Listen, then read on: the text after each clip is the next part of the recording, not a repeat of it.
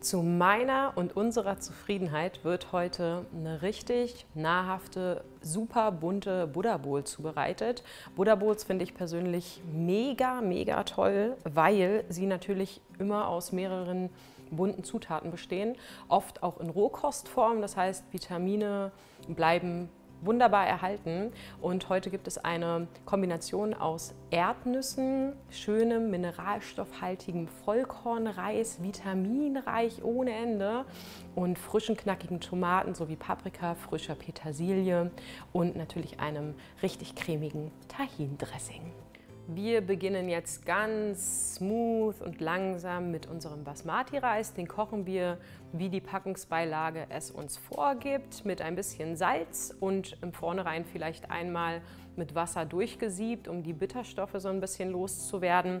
Der steht bei uns jetzt hier schon fein vorbereitet auf dem Herd. Das Schöne an Buddha Bowls ist, dass ihr halt meist die rohen Zutaten verwendet. In dem Fall braten wir das Gemüse trotzdem kurz an, aber eigentlich wird es als Vorbereitung wirklich nur kurz gehackt oder halt im Fall der Tomaten oder Paprikas in Scheiben geschnitten oder halbiert. Also da könnt ihr ganz variabel für euch wählen, was euch am besten gefällt. Wir erhitzen etwas Erdnussöl in einer Pfanne und braten zuerst die Tomaten ganz kurz an, also wirklich nur ein paar Sekunden beidseitig oder einmal die Pfanne schwenken und dann beiseite stellen.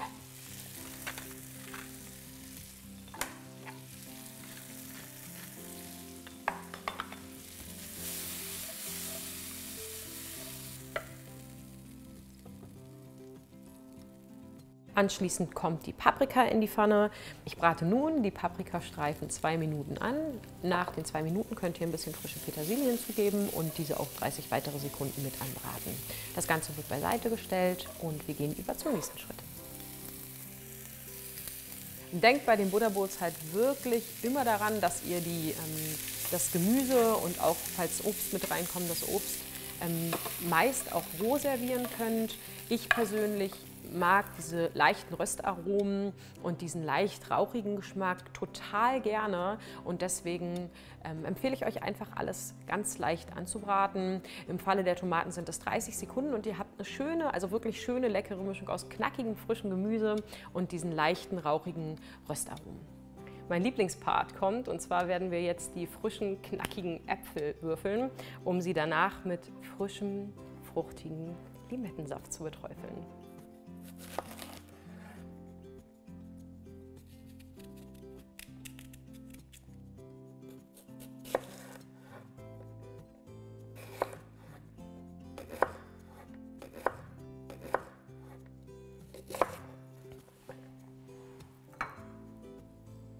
Der Limettenpart kommt und die werden wir jetzt halbieren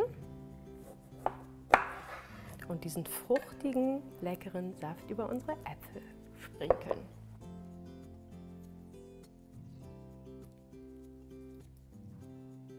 Nun kommen wir zum Dressing und der macht besonders Spaß, denn da haben wir vielerlei ganz leckere Gewürze drin. Wir starten mit dem Abrieb einer Limette und dem Saft der Limette.